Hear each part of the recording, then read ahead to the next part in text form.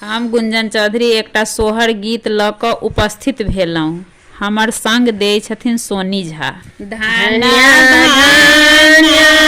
राज अयोध्या की, धन्य राजा दशरथ रे, धन्य धन्य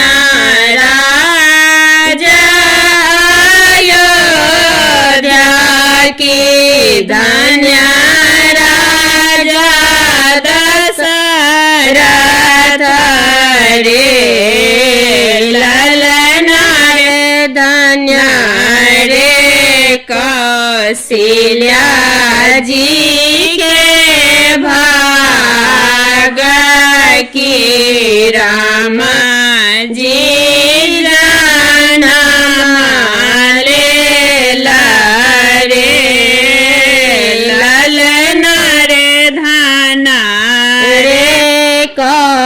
कौशल्या जी के भाग की, राम जी जनम लेला रे, आबथु पंडित पुरोहित बैसथु पलंग चारी रे, आबथु पंडित पुरोहित बैसथु पलंग चारी रे, ललना रे गुनी दिया बबुआ के दीना की, कोना तिथि जनम रे, ललना रे गुनी दिया बबुआ के दीना की, कोना तिथि जनम रे, नवमी तिथि बबुआ जनम लेला, चैत मास बीताए रे, नवमी तिथि बबुआ जनम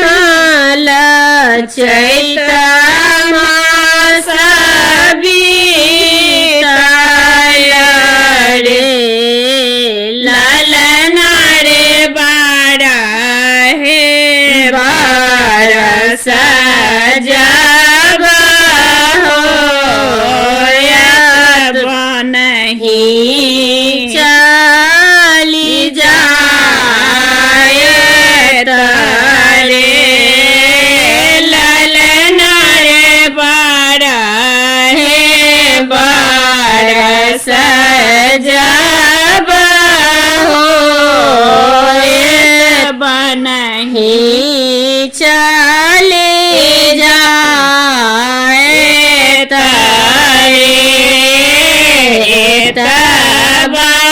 बचन जब सुनलानी, राजा दशरथ रे, तब बचन जब सुनलानी, हो राजा दशरथ रे, ललना रे धरती खसल मोर छाई की, अब कौन बाँचब